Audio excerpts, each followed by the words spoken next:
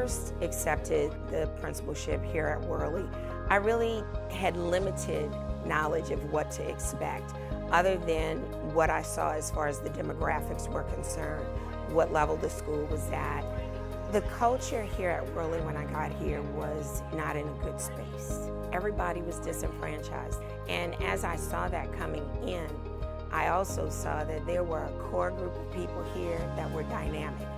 I know that there's a gem in every child. And so I feel that by me being at Worley, which when you say Worley, a lot of people think, oh my goodness, why are you there? But for me, it has been a good experience, a very good experience for the last 4.5 years. And I just felt like I wanted to give back to the community that I was raised in. When we have, say, 560 students here, we know that those children belong to somebody. And when I send my kids to school, I can't be at my children's school every day to provide for them visibility, safety, orderliness, but I can do it here with the students that we have here. I visited Stella Worley Middle School and I was struck by a couple of things. First, the spirit of the children. Outstanding kids, great kids, I love being around them. Second, the willingness of the faculty and staff to do better for those kids.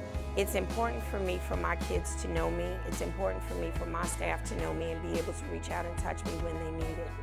If I see something going on, as I saw in the hallway, I'm going to assist and address. I'm going to look at what the need is and assist and address. It may be just my presence standing there. It may be that I do need to intervene and have a conversation with a child and ask them, so what's going on? One of the most important things an educator can do is to give children life skills.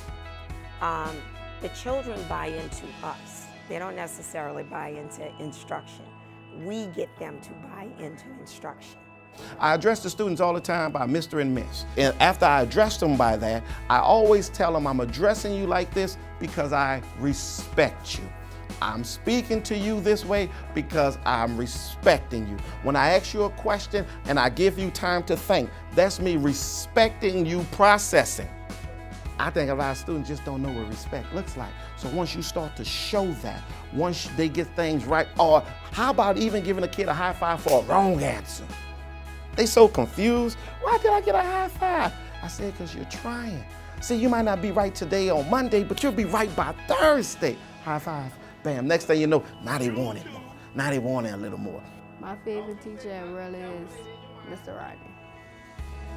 Because his class, it entertained me. And it's math, so, because that's my favorite subject, so. And I like how he teaches, like, he explained it more, and it interests me. So this is our year of struggle. This is the year where we get in and we put our boots on the ground and we learn that curriculum inside and out, and we teach ourselves how to teach the children. If you're not struggling, you won't see teacher quality, which equals student achievement. So it has to be a struggle. When you become content and you're comfortable, 9 times out of 10, you're not going to achieve the results that you really want. I have 2 favorite subjects. My 2 favorite subjects are math and science. Math is because all the equations, some are hard, some are easy. I like doing the equations because I think really hard to get to it. And sometimes I get it wrong, sometimes I get it right. My favorite subject is science because you get to do experiments, get to learn more about the earth and the world and stuff like that. It's really interesting. As we go around and do walkthroughs at this stage of the process, because we're in the initial stages of implementing Tier 1 curriculum, what we're looking for is, are the teachers teaching what they're supposed to be teaching when they're supposed to be teaching it? Do the kids understand what the objective is that the teacher is trying to get them to learn? Are they working in tandem with each other? And is the teacher facilitating the learning rather than just disseminating information? Accountability applies to everyone. It applies to me as a board member being accountable to the constituents that I represent. It's the superintendent being accountable to the board. It's to the staff being accountable to the superintendent, teachers being accountable to students. And that accountability has to be distributed equally among all parts of the system. And that's part of what the Transformation Network is doing. It's being accountable to these schools in our system that need more resources than others. Personally, I think it's a wonderful thing anytime we're accountable. Accountability means that you can't skate, Accountability means that someone's checking. Accountability means that you are liable to someone other than yourself.